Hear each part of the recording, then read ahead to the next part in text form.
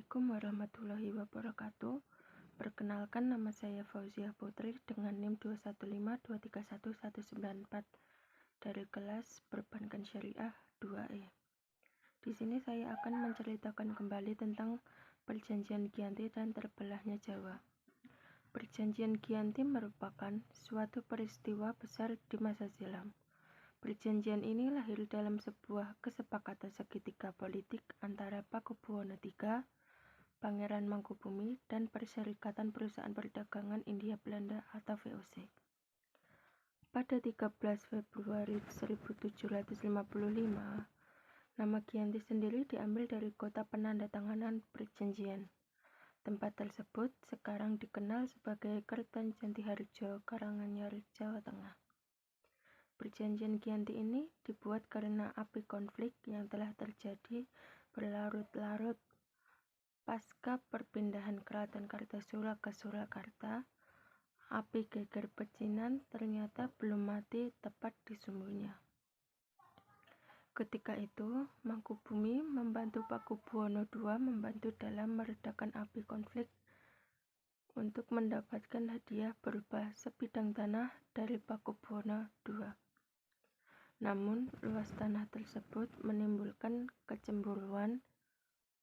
Sang Gubernur Jenderal di Batavia itu lantas mengeluarkan keputusan yang membuat tanah tersebut tidak jadi dimiliki oleh Mangkubumi. Pada 23 September 1754, nota sepahaman antara VOC dan Mangkubumi telah terlaksana dan nota tersebut disampaikan Pakubuwono III, sang pengganti Pakubuwono II. Nota tersebut menyatakan Pangeran Mangkubumi mendapatkan wilayahnya.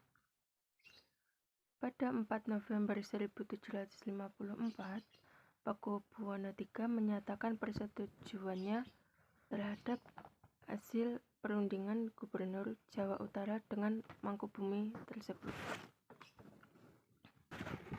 Surat pernyataan itu disampaikan oleh Pakubuwono III kepada Jenderal VOC Jacob Mosel.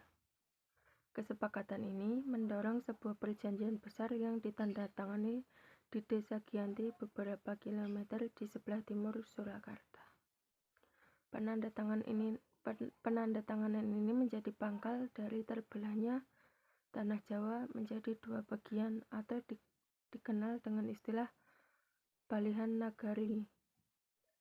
Akan tetapi, keterbelahan masyarakat Jawa tersebut tidak terjadi seketika pasca perjanjian di Giyanti.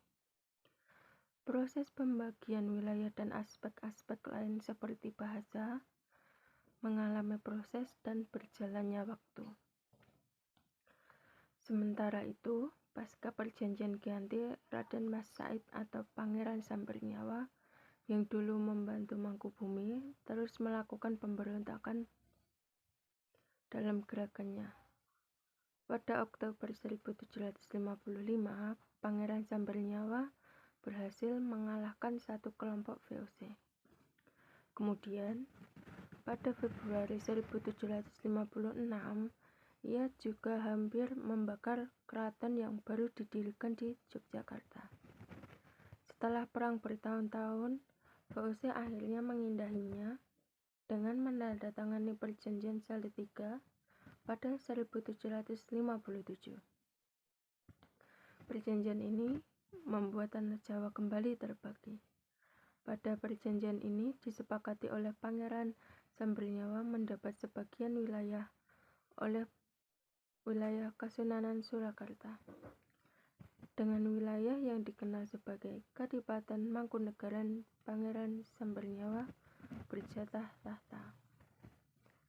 Pada 1813, masa Gubernur Jenderal Thomas Stamford Raffles dari Kerajaan Inggris Kesultanan Yogyakarta juga terbelah karena lahirnya Paku Alaman.